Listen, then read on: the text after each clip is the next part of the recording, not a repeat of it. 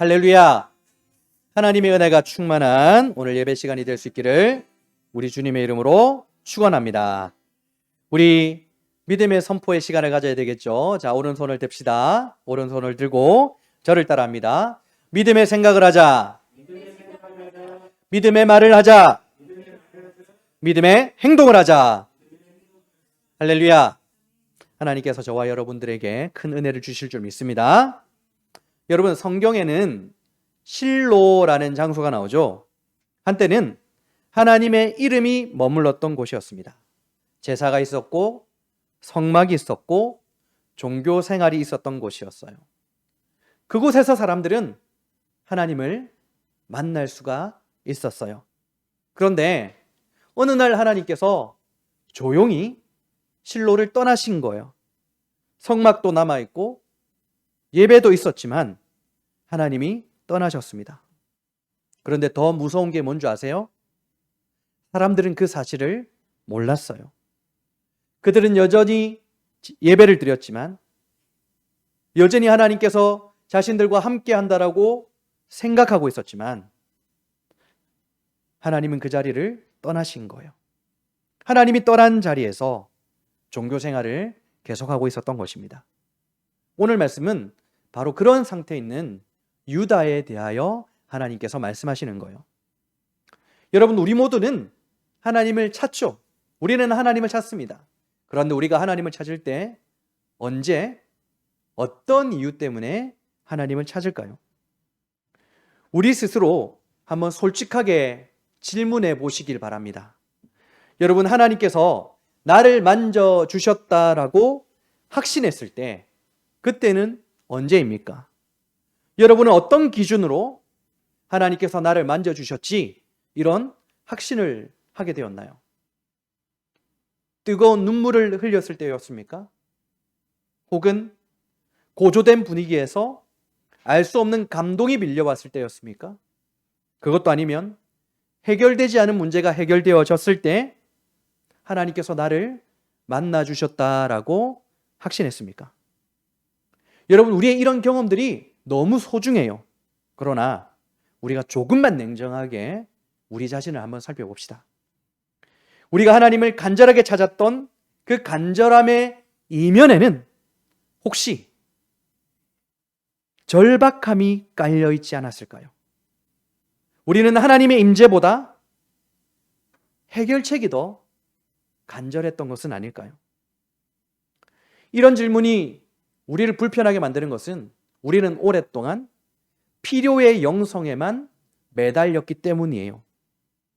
평안할 때는 간절함 없이 살아가다가 우리의 삶에 위기가 찾아오거나 큰 은혜가 필요할 때 우리는 하나님을 호출하는 거예요.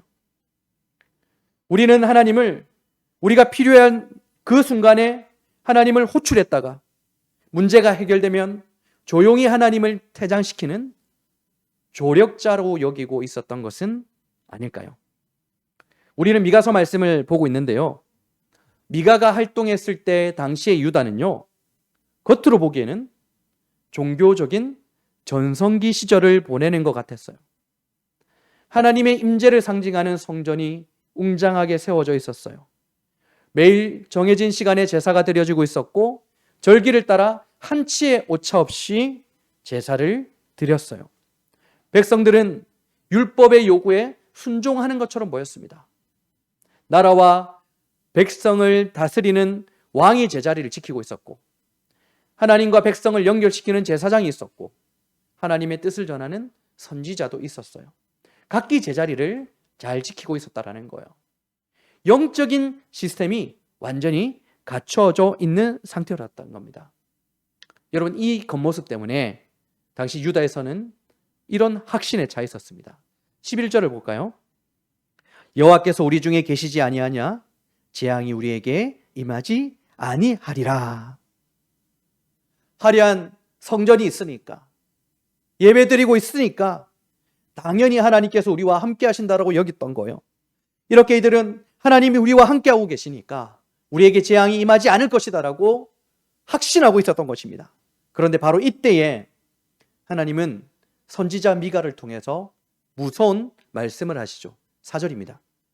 그때에 그들이 여호와께 부르짖을지라도 응답하지 아니하시고 그들의 행위가 악했던 만큼 그들 앞에 얼굴을 가리시리라. 아멘. 여러분, 이 말씀은 내가 너희들에게 벌을 내리겠다라는 그런 경고를 넘어서서 그들의 존재 자체를 부정하는 무서운 말이에요. 여러분, 우리가 누군가에게 얘기를 하는데 그 사람이 모른 척하거나 그 사람이 들은 척하지 않았을 때 벽 보고 얘기하는 것 같잖아요. 우리를 유령 취급하는 거잖아요. 오늘 우리의 가슴을 서늘하게 만드는 것은 하나님이 우리를 유령 취급할 수도 있다라는 사실 때문인 거예요. 여러분, 생각해도 끔찍하지 않습니까? 하나님께서 우리에게 벌을 내리신다라는 것은 두려운 일이죠. 그런데 하나님께서 침묵하신다라는 것은 끔찍하고 두려운 일이에요. 하나님이 우리에게 벌을 내리신다라는 것은 아직도 여전히 저와 여러분들을 사랑하신다는 뜻인데, 하나님께서 침묵하신다라는 것은 관계가 끊어진 위험을 말씀하고 있는 거예요. 무엇이 문제였을까요? 성전은 그대로인데, 예배는 열심히 드리고 있는데 하나님의 임재가, 하나님의 영광이 사라져 버렸습니다. 하나님은 이미 그 자리에 안 계신 거예요. 이런 충격적인 얘기는 오늘날 혹시 우리 예배당에서도 하나님께서 얼굴을 숨기신 것은 아니신가라는 두려운 마음을 가지게 만듭니다. 우리 열심히 찬양하고 열심히 기도하는데 하나님께서 듣지 않으시는 공허한 외침이 되어버린 것은 아닐까, 우리가 불안하게 만드는 말씀인 것이죠. 여러분, 하나님의 임재가 떠난 종교 생활이 아니라 하나님과 함께하는 신앙 생활을 하기 위해서 오늘 우리는 미가서 3장의 말씀에 귀를 기울여야 하는 것입니다. 하나님은 우리를 버리시기 위해서 침묵하시는 것이 아니라 하나님을 하나님으로 만나주시기 위해서 침묵을 택하셨습니다. 그러므로 오늘 함께 하나님의 말씀을 나눌 때 강단에서 전해지는 하나님의 말씀이 우리 각자 개인에게 하나님의 음성으로 들려질 수 있기를 주님의 이름으로 축원합니다. 자, 오늘 말씀에서 하나님의 임재가 사라진 이유는 유다 백성들 때문은 아닌 것 같아요. 우리 다시 11절 말씀을 볼까요? 그들의 우두머리들은 뇌물을 위하여 재판하며 그들의 제사장들은 싹을 위하여 교훈하며 그들의 선지자는 돈을 위하여 점을 치면서도 여호와를 의뢰하여 이르기를 여호와께서 우리 중에 계시지 아니하냐, 재앙이 우리에게 임하지 아니하리라 하는도다. 아멘. 여러분, 하나님의 임재가 사라진 이유는 무엇입니까? 백성들의 지도자들, 대표적으로 왕이죠. 그리고 선지자, 제사장 때문이라는 거예요. 그들의 타락이 유다의 영적인 어둠을 몰고 왔어요. 자, 그렇다면 여러분 각자 어떤 생각을 하게 됩니까? 오늘 말씀은 나와는 상관이 없고 교회 중직자들에게만 해당하는 말씀이 되겠구나라고 생각할 수도 있는 거예요. 그런데 여러분, 종교개혁 이후에 그리스도 안에 있는 모든 성도들은 왕 같은 제사장 그리고 선지자적 사명을 가졌다라는 것을 우리가 다 알고 있지 않습니까? 여러분, 모든 신자들에게 동일하게 부여된 영적인 특권이자 이 책임이 바로 우리 모두가 제사장이자 왕이며 선지자적 사명을 가졌다라는 것입니다. 그러므로 오늘 말씀이라는 것은 특정 직분에 관하여 말씀하시는 것이 아니라 저와 여러분, 우리 모두에게 하시는 하나님의 말씀이라고 여러분들이 들으시면 돼요. 여러분, 왕과 제사장, 선지자가 타락을 했어요. 그런데 오늘 말씀은 특별히 이 지도자들과 선지자들의 타락에 대해서 중심적으로 다루고 있죠. 먼저 지도자의 타락을 한번 봅시다. 하나님께서 어떻게 그들에게 실망을 하셨을까요? 1절에서 3절입니다. 내가 또 이르노니 야곱의 우두머리들과 이스라엘 족속의 통치자들아 들으라. 정의를 아는 것이 너희의 본분이 아니냐. 너희가 선을 미워하고 악을 기뻐하여 내 백성의 가죽을 벗기고 그 뼈에 살을 뜯어 그들의 살을 먹으며 그 가죽을 벗기며 그 뼈를 꺾어 다지기를 냄비와 속 가운데서 담을 고기처럼 하는도다. 아멘. 여러분, 유다의 백성들은 정의가 무엇인지 너무 잘 알고 있었어요. 그런데 그들은 정의를 알고 있었지만 선을 미워하고 악을 기뻐하고 있었다라고 하나님께서 진단하시죠. 그리고 그들의 삶이 구체적으로 어떻게 표현되어지고 있습니까? 힘없는 백성들을 향한 식인이라는 끔찍하고 잔혹한 표현을 사용하여 설명되고 있는 거예요. 여러분, 이 표현은 지도자들이 연약한 백성들의 재산을 빼앗았다, 단순한 표현이 아니고요. 그들의 삶을 완전히 처참하게 무너뜨렸다라는 상징적인 그 표현이 식인을 통해서 표현되어지고 있는 거예요. 자신들의 권력을 이용해서 힘없고 연약한 사람들을 무자비하게 짓밟아 버렸던 거예요. 여러분, 이 내용은 힘 있는 자가 힘없는 자를 괴롭혔다, 이 정도로 해석해서는 안 돼요. 이것은요, 백성들을 섬기라고 주신 그 권위를, 하나님께서 맡기신 그 권위를 자기 자신의 욕망을 채우는데 사용하고 있었다라고 해석을 해야 되는 거예요. 마태복음 23장을 보면 종교 지도자들의 모습이 나오죠. 그들은 하나님께서 백성들을 섬기라고 특별한 권위를 맡기셨어요. 하지만 그들은 하나님의 영광을 위해서 자신의 권위를 사용한 것이 아니라 자신의 영광을 위해서 그들의 권위를 사용했어요. 그래서 예수님께서 그들을 책망하셨죠. 이것은 우리 시대에도 동일하게 나타나고 있는 모습이 아닐까라고 생각되어집니다. 여러분, 교회는요, 성도들의 수고와 헌신이 필요하죠. 그런데 교회의 성도들의 수고와 헌신이 하나님의 영광을 위한 것이 아니라 교회를 유지하려고 하고 교회의 사리사욕을 채우는데 사용되어진다면, 교회를 지키는데 그 목적이 사용되어진다면 이것이 바로 타락한 지도자들의 모습과 다를 바가 없다라는 거예요. 하나님께서 맡기신 그 권위를 교회가 교회를 유지하기 위해서, 교회가 교회를 지키기 위해서 사용한다라는 것, 이게 바로 잘못되어진 모습이라는 것입니다. 그래서 하나님께서 침묵하시는 거예요. 여러분, 수고와 헌신의 문제가 아니에요. 그 수고와 헌신이 어디를 목적지로 향하고 있는가가 문제인 거예요. 하나님께 드려야 될 그 수고와 헌신이 하나님의 영광을 위해서 사용되어지는 것이 아니라 교회를 위해서, 교회에 유지되려는 그 욕망, 교회를 지키려는 그 시스템을 위해서 사용되어질 때 하나님은 그것을 예배로 보지 않으시고 백성을 먹는 잔인한 폭력으로 본다라는 사실입니다. 여러분, 수고와 헌신이 하나님께 드려질 때는 예배가 됩니다. 그러나 그 수고와 헌신이 인간의 욕망을 위할 때는 폭력이 된다는 것을 여러분 기억하세요. 이 말씀이 우리 각자에게 어떤 적용점이 있을까요? 여러분, 우리에게도 하나님께서 주신 다스려야 될 영역이 있습니다. 바로 각자의 삶과 우리 공동체입니다. 하나님은 우리에게 육체의 정욕, 세상의 가치관, 그리고 개인적인 욕망을 하나님의 말씀과 성령으로 다스리라고 말씀하셨어요. 왕적 명령을 주셨어요. 지도자들이 정의를 알면서도 악을 기뻐하고 선을 미워했듯이 여러분들도 자신에게 맡겨진 삶과 그 시간들을 나의 욕망과 나의 의를 위하여 다스린다면, 하나님의 나라와 영광을 위해서 다스리는 것이 아니라 나의 사리 사욕을 위해서 나의 삶과 나의 시간들을 다스린다면 그것이 바로 백성을 먹는 폭력, 자기 자신의 영혼을 착취하는 폭력이라는 거예요. 누군가를 착취한다라고 생각하지 않았죠. 그런데 하나님 보시기에는 자기의 영혼을 착취하는 폭력이라는 것입니다. 그리고 하나님은 지도자들 외에 또 다른 분류를 지목하시죠. 누구입니까? 바로 선지자들입니다. 여러분, 선지자는 어떤 역할을 하는 사람이죠? 선지자는 하나님의 뜻을 듣고 백성의 눈치를 보지 않고 진리를 온전히 전하는 사람들이에요. 그런데 그들은 충격적인 모습을 보이고 있었습니다. 5절입니다. 내 백성을 유혹하는 선지자들은 이에 물 것이 있으면 평강을 외치나 그 입에 무엇을 채워주지 아니하는 자에게는 전쟁을 준비하는도다. 이런 선지자에 대하여 여호와께서 이르시되 아멘. 입에 빵을 넣어주면 평강, 넣어주지 않으면 전쟁을 선언한대요. 먹을 것을 주고 사례를 주면 듣기 좋은 말을 해주는데 그것을 주지 않을 때 불편한 말을 하고 두려운 말을 하고 저주를 쏟아낸다라는 거예요.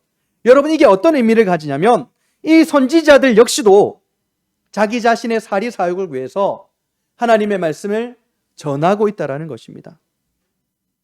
여러분, 이들은 하나님이 없다라고 말하지 않아요. 오히려 하나님이 너희와 함께 하신다라고 선언하고 있어요.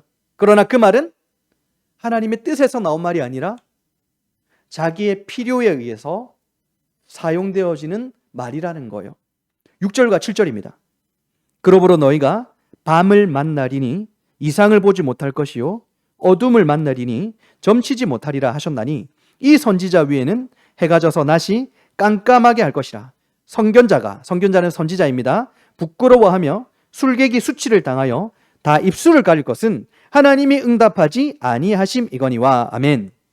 여러분, 어떤 말씀을 해주고 계시죠? 하나님이 더 이상 그들에게 말씀하지 않겠다라고 하시는 거예요. 말씀이 진리를 전하는 데 사용되지 않고 자기 보호를 위해서, 자기 자신의 이익을 위해서 사용될 때 하나님은 침묵하시겠다라고 말씀하시는 거예요. 열왕기상 22장을 보면 북이스라엘 왕 아합과 남유다의 왕 여호사밧이 함께하는 장면이 나옵니다. 아합은 전쟁을 앞두고 여호사밧의 도움을 요청하고 있었어요. 아합은 전쟁을 앞두고 불안했습니다. 그래서 확신이 필요했어요. 무엇보다 하나님이 나와 함께 하신다라는 보증이 필요했던 거예요. 그래서 아합은 선지자들을 부르죠. 한두 명을 부른 게 아닙니다. 무려 400명이나 되는 선지자를 아합이 불렀어요. 그 선지자들은 하나같이 한 목소리로 올라가서서 여호와께서 당신의 손에 이 땅을, 이 성을 붙이시리라. 한결같이 말하는 거예요. 여러분, 선지자의 이 말에 문제가 있습니까? 하나님의 이름이 등장했어요. 승리를 믿음으로 선언하고 있어요. 듣기에 너무 좋잖아요. 아합이 듣고 싶어 했던 말이에요. 지금 꼭 필요했던 말이에요. 그런데 그 자리에 있었던 여호사밧은 이상함을 느끼는 거예요. 선지자가 더 없습니까? 물어보게 돼요. 여러분, 이 질문이 굉장히 중요했어요. 왜냐하면 선지자가 없는 게 아니잖아요. 선지자는 많았어요. 선지자들의 선포도 많았어요. 그런데 여호사밧이 보기에는 그곳에 하나님이 없는 거예요. 하나님이. 그래서 결국 미가야라는 선지자를 불러오게 되죠. 아합이 미가야에 대해서 어떻게 소개하고 있습니까? 이 사람은 나에게 나쁜 말만 하고 좋은 말을 하지 않는 사람이다라고 얘기했어요. 여러분, 이 뜻이 무엇입니까? 아합이 정확하게 알고 있었어요. 누가 하나님의 말씀을 전하는지. 하지만 아합은 그 말씀을 원하지 않았어요. 왜냐하면 그 말씀은 아합이 원하는 말이 아니었거든요. 그 말씀은 아합의 선택을 지지해주는 말씀이 아니었기 때문인 거예요. 아합은 하나님의 말씀이 아니라 자기에게 안전을 주는 말, 자기가 원하는 말을 선택한 거예요. 그 결과가 무엇입니까? 400명의 선지자가 그의 곁에 있었지만 그곳에 하나님은 없었다라는 거예요. 여러분, 이 이야기가 성경 속 왕의 이야기만 이런 겁니까? 오늘 우리가 선택하는 신앙의 방식이라는 사실이 더 두렵지 않으세요? 여러분, 하나님이 침묵하시는 가장 무서운 것은 우리가 하나님을 부르지 않을 때가 아닙니다. 우리가 열심히 간절하게 하나님을 찾고 있음에도 불구하고 하나님이 대답하지 않으실 때, 기도도 많이 하고 말씀도 열심히 보고 있고 찬양은 하는데 하나님이 침묵하시는 거예요. 그런데 오늘 말씀을 보니까 나를 위할 때 하나님이 침묵하신다라는 거예요. 아합의 경우처럼 하나님이 침묵하신다라는 것을 우리가 어떻게 알 수 있습니까? 하나님의 말씀이 나를 바꾸지 않아요. 나에게 불편하게 들리지 않아요. 나를 건드리지 않아요. 여러분, 하나님의 말씀을 듣는데 거북하지 않다, 불편함이 없다, 하나님이 이미 우리 인생 가운데 침묵하고 계시는 신호일지도 모릅니다. 하나님의 말씀이 불편하지 않다면, 그래 내가 이 말씀을 붙들고 내가 똑바로 한번 신앙생활 해보자라는 결단이 있지 않으면 우리의 신앙을 깊이 한번 돌아봐야 된다라는 거예요. 오늘 지도자들 그리고 선지자들의 타락을 통하여 하나님의 침묵, 하나님의 부재의 모습을 우리가 보게 되었습니다. 너무 두렵죠. 하지만 하나님은 여기서 끝내지 않으셨어요. 이런 타락한 생각 가운데, 하나님의 임재가 없는 그 가운데서도 하나님의 영이 부어진 한 사람에게 주목하고 계십니다. 이런 타락한 세상 가운데서도 하나님이 임재하시는 한 사람이 있었어요. 누구입니까? 선지자 미가였던 거예요. 8절을 봅시다. 오직 나는 여호와의 영으로 말미암아 능력과 정의와 용기로 충만해져서 야곱의 허물과 이스라엘의 죄를 그들에게 보이리라. 아멘. 여러분, 하나님의 영이 미가와 함께 하십니다. 하나님은 미가에게 임재하셨어요. 성전에서 제사를 드리는 제사장, 왕, 그리고 선지자들에게는 하나님께서 침묵하셨어요. 그런데 하나님은 미가 한 사람에게는 임재하셨어요. 하나님의 영이 미가와 함께하고 있다. 여러분, 이 사실을 우리가 어떻게 알 수 있습니까? 겉으로 드러나는 그 표지가 뭘까요?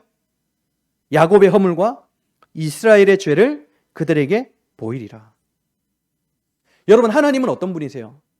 하나님은 거룩한 분이세요.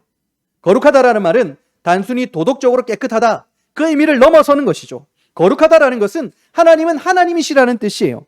우리의 기준을 넘어선다라는 거예요. 그래서 거룩하신 하나님께서 임재하실 때 가장 먼저 드러나는 것은 우리의 실체라는 거예요. 미가에게 하나님의 영이 임하자 미가는 사람들의 마음을 불편하게 만들어요. 야곱의 허물과 이스라엘의 죄를 보이기 시작한 거예요. 여러분, 이게 바로 성령 충만의 증거라는 것입니다. 성령 충만이라는 것은 감정적으로 고조되는 것이 아니라 죄를 도말하여 거룩하신 하나님 앞에 서게 되는 사건인 거예요. 왜 하나님은 임재하실 때 항상 죄를 드러내실까요? 하나님은 거룩하시기 때문에. 하나님은 거룩하시기 때문에 우리 앞에 임재하실 때 죄를 드러내시는 거예요. 죄를 덮지 않으시는 거예요. 죄 문제를 해결하시고 우리와 함께 하시는 거예요. 하나님은 거룩하시기 때문에 어쩔 수 없는 거예요. 여러분, 이사야 6장을 보면 이렇게 시작을 합니다. 우치야 왕이 죽던 해에 왕이 죽었습니다. 그러나 성전은 그대로 있었어요. 예배도 드려지고 있었습니다. 그러나 사람들의 마음은 불안했어요. 중심이 흔들리고 있었기 때문입니다. 그때 이사야가 성전에서 하나님을 만나게 되었어요. 천사들이 이렇게 외칩니다. 거룩하다, 거룩하다, 거룩하다, 만군의 여호와시여. 여러분, 하나님은 이사야에게 너는 죄인이다 라고 말씀하지 않으셨어요. 그런데 이사야가 거룩하신 하나님 앞에 서게 되었을 때 그가 무너지기 시작합니다. 화로다, 나여 망하게 되었도다. 나는 입술이 부정한 사람이요 부정한 백성 중에 거하면서 만군의 여호와를 배웠음이로다. 여러분, 이게 어떤 뜻입니까? 거룩하신 하나님 앞에 서게 되어질 때 설명이 필요 없는 거예요. 누가 죄를 지적했습니까? 누가 책망했습니까? 아니죠. 거룩하신 하나님 앞에 서면 우리의 실체가 그냥 이렇게 드러나는 거예요. 이게 바로 오늘 미가서 3장 8절에서 일어난 사건이라는 것입니다. 하나님의 영이 미가에게 임하자 사람들의 마음을 불편하게 하는 죄가 드러나는 거예요. 야곱의 허물과 이스라엘의 죄가 드러난 거예요. 여러분, 이게 성령 충만이라는 거예요. 다시 한번 말씀드리지만 성령 충만이라는 것은 감정적으로 고조되는 것이 아니라 거룩하신 하나님 앞에 서게 되는 사건이라는 거예요. 이어지는 이사야 내용을 보면요, 이사야가 화로다라고 거룩하신 하나님 앞에 서게 되었을 때 그가 스스로 무너지게 되었잖아요. 그런데 하나님께서 그때 천사를 보내세요. 숯불을 가져다가 미가의 입에 딱 대는 거예요. 이것이 네 입술에 닿았으니 네 악이 제하여졌고 네 죄가 사하여졌노라. 여러분, 잘 보세요. 미가야가 죄를 어떻게 해결했습니까? 회개했어요? 아닙니다. 미가야가 자신을 증명했습니까? 아니에요. 하나님께서 그 죄를 드러내시고 하나님께서 그 죄 문제를 해결하신 거예요. 이게 바로 거룩하신 하나님의 방식이라는 거예요. 하나님은 죄를 덮어두고 우리와 함께 하시는 분이 아니세요. 하나님은 죄를 드러내시고 그 자리에서 죄를 끝내심으로 우리와 함께 하시는 분이라는 거예요. 하나님은 거룩하시기 때문에. 그래서 하나님의 거룩하심의 그 거룩은 우리를 밀어내는 성품이 아니라 우리를 하나님 앞에 다시 세우는 하나님의 성품이라는 거예요. 여러분, 하나님과 함께 하시기를 원하십니까? 그렇다면 하나님은 거룩하신 분이라는 사실을 끝까지 기억하고 있어야 되는 거예요. 하나님은 거룩하세요. 그런데 거룩은 없고 종교만 남아있을 때 그때 하나님은 침묵하신다는 사실도 기억하십시오. 그렇다면 오늘 우리의 예배는 어떻습니까? 우리가 오늘 하나님을 찾으면서도 내 마음 가운데 나의 안위와 나의 유익만 바라고 있었던 것은 아닌지요? 교회가 무엇을 위해서 존재합니까? 교회는 하나님의 영광을 위해서 존재하는 것. 제가 오늘 말씀을 준비하면서 저 역시도 많이 반성했습니다. 그래서 오늘 강단에서 섰을 때 내 마음이 흔들리지 않기를 간절하게 기도했어요.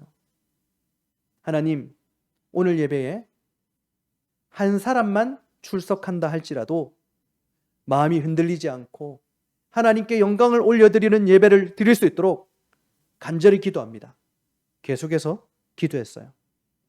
하나님께서 그것을 테스트하시기 위해서 오늘 몇 분을 집에 그대로 두신 것 같아요. 그러나 제 마음은 흔들리지 않습니다. 계속해서 기도하며 하나님의 마음으로 하나님께 영광 올려드리기를 위해서인 것이죠. 여러분 스스로 답해 봅시다. 여러분, 나는 하나님을 섬기고 있는가? 하나님을 이용하고 있는가? 우리 교회는 하나님을 높이고 있는가? 아니면 사익을 통해서 욕망을 채우려고 하는가? 우리가 이 질문 앞에 정직하게 대답하지 못한다면 우리는 실로처럼 하나님이 떠나신 그 자리에서 의미 없는 종교 생활만 반복하게 될 것입니다. 여러분, 우리가 다시 하나님을 붙드는 게 아닙니다. 침묵 속에서도 여전히 하나님은 우리를 붙드십니다. 그래서 오늘 이 말씀이 여러분의 귀에 들리고 마음에 감동이 있다면 아직도 하나님은 여러분들을 떠나지 않으셨다라는 증거인 줄 믿습니다. 말씀을 정리하도록 하겠습니다. 사랑하는 여러분, 오늘 미가서 3장의 말씀을 통해서 가장 무서운 상태는 하나님께서 침묵하시는 상태, 하나님이 계시지 않는 종교 생활을 하는 것이라는 것을 우리가 깨닫게 되었죠. 이러한 선지자 미가의 고발은 오래전 유다의 지도자들, 제사장들, 선지자들에게만 해당하는 이야기가 아니죠. 종교개혁을 통해 왕같은 제사장, 선지자적 사명을 받은 우리 모두에게 주시는 하나님의 경고의 말씀인 거예요. 우리가 우리의 신앙을 포장하여 하나님을 이용하는 한 우리의 모든 수고와 헌신은 예배가 아니라 영적인 폭력이 될 수 있다는 것을 기억하십시오. 그리고 그때 하나님은 우리의 간절한 부르짖음에도 불구하고 응답하지 않고 얼굴을 가리실 수 있습니다. 이것이 바로 필요의 영성에만 갇혀 하나님을 조력자로만 여긴 우리의 현주소가 될 수도 있다는 거예요. 그러므로 여러분, 이제는 필요의 영성에서 벗어나 임재의 영성으로 나아갑시다. 하나님을 마음으로 본 사람은 변화될 수밖에 없습니다. 하나님께서 우리를 버리지 않으셨다라는 그 증거, 회개죠. 회개의 마음이 있을 때 우리는 하나님을 하나님으로 만날 수 있는 회복의 자리로 나아갈 줄 믿습니다. 여러분, 하나님은 지금도 우리를 복음으로 돌아오라라고 간절히 말씀하고 계십니다. 이 시간 우리 구주 예수 그리스도의 보혈을 의지하여 거룩하신 하나님과 다시 연합하는 놀라운 회복이 있기를 우리 주님의 이름으로 간절히 축원합니다.